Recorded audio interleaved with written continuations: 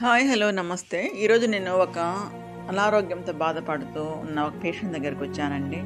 ఈవిడ పాపం బాగుండేదంట. ఒక 4 నెలల క్రితము ఏదో పెరాలిసిస్ వచ్చి నడుములు పడిపోయాయంట పాపం. లేయలేక ఇబ్బంది పడుతుంది.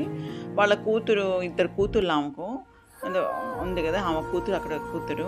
ఒకామె కాళహస్తిలో ఉంటుందంట. ఒకామె ఇక్కడ ఉంటుందంట. అంటే అమ్మని ఆల్టర్‌నేట్‌గా చూసుకుంటున్నారు. ఆమెకు 2 రోజులుండి కాళహస్తికెళ్ళిపోతే, ఈమె 2 రోజులుండి అలా మెయింటైన్ చేస్తూ ఉన్నారు.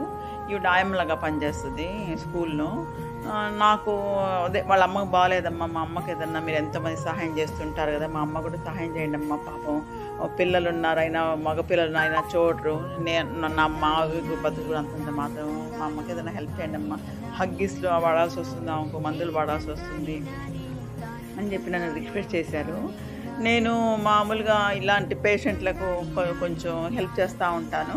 ఈరోజు అర్షియా గారి సహకారంతో పాపం ఈ పెద్దావిడకి ఒక రూ. 5,000 ఆర్థిక సహాయాన్ని అందించాము. ఎందుకంటే హగ్గీస్ వాడాలన్నా, ప్రతిరోజు హగ్గీస్ వాడాలంట, మందులు వాడాలంట. హగ్గీస్‌కి చాలా డబ్బులు అయిపోతున్నాయని ఎంతో బాధపడ్డారనమాట. సరే, మనం ఇలాంటి పేషెంట్‌లకి హెల్ప్ చేస్తే బాగుంటుందనే ఒక ఉద్దేశం నేను అర్షియా గారికి చెప్పాను. ఇలా పేషెంట్ హెల్ప్ చేయండమ్మా అంటే ఆవిడ వెంటనే స్పందించి ఈ పేషెంట్‌కి రూ. 5,000 అందించారు. అర్షియా గారు, మీకు చాలా కృతజ్ఞతలు. మీరు ఇలాంటి ఎన్నెన్నో సేవా కార్యక్రమాలు చేయాలని, ఆ భగవంతుడు మిమ్మల్ని చల్లగా చూడాలని నేను ఆ భగవంతుని ప్రార్థిస్తున్నాను. మీ కుటుంబ సభ్యులు ఆరోగ్య సుఖంగా సంతోషంగా ఉండాలని, మీరు ఇలాంటి సేవా కార్యక్రమాలు ఎన్నో చేయాలని నేను ఆ భగవంతుని ప్రార్థిస్తున్నాను. ఇలాంటి నిరుపేద పేషెంట్లకు హెల్ప్ చేస్తే ఎంతో బాగుంటుందని నా ఉద్దేశం. అందుకనే నేను ఈవిడకు రూ.